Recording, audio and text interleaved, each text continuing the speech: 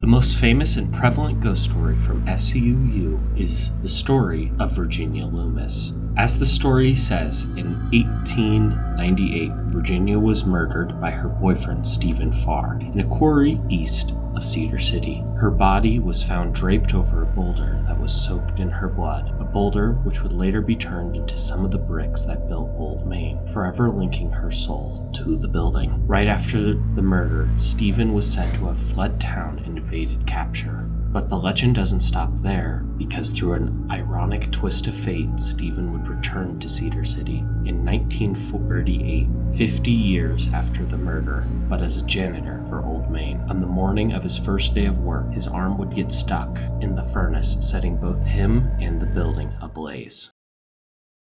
I sat down with a paranormal expert to discuss ghost stories and why we love them. So my name's Kyle Bishop. I'm the chair of the English department. I've been working at SUU for 25 years now.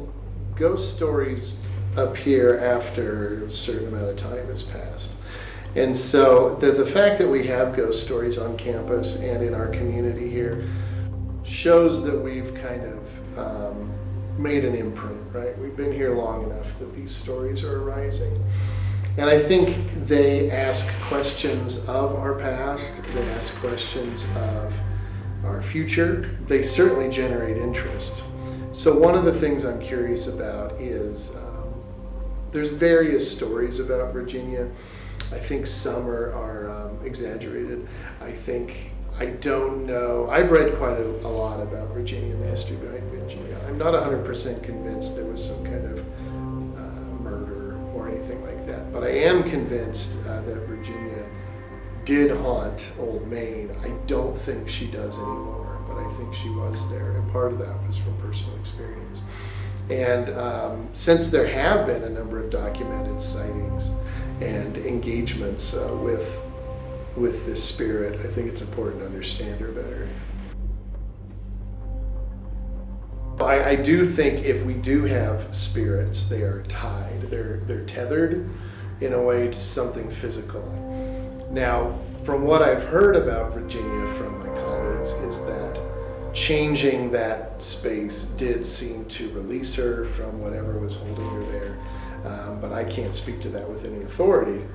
But it seems that when haunted structures are, obviously when they're destroyed or rebuilt, it tends to reset everything on a spectral level. But I think a massive renovation could cause enough changes and differences that the spirit would be forced away. I don't know enough about it, but that seems to be the case in literature. And literature, of course, reflects reality. So if we've got these ghost stories, do they have some connection to real events or not? I tend to think the former, in which case the location then becomes pretty essential for the haunting.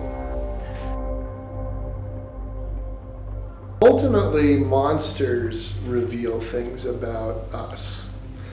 And so the word monster comes from the same root as demonstrate, or I can't remember if it's Greek or Latin, but a word that means to warn.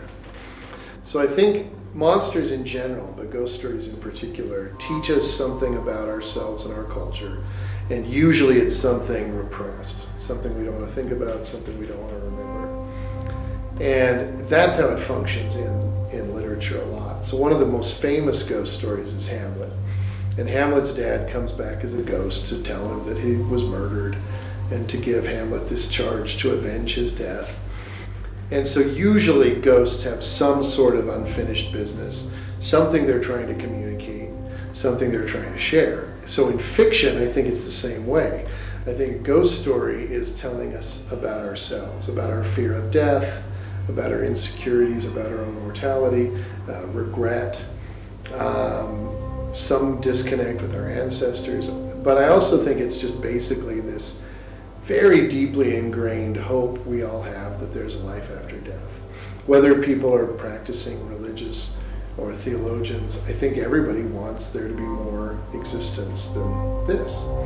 And so ghosts offer a verification of something more. So I think that's why people are drawn to it. So the different stories have different lessons to tell. They have different things to reveal.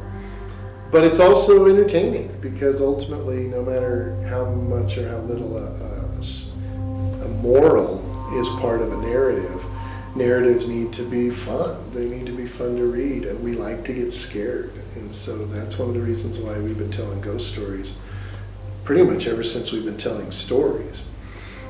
Campfire tales or trying to scare each other. So I think there is a lot of value in understanding what you're afraid of, why you're afraid of it, how what we fear as a society changes over time, what we personally find scary and what we don't, and then manifestations of those fears in real life and how we can hopefully understand them. So yeah, I mean, I made a whole career on studying ghosts and monsters, so I think it has tremendous value.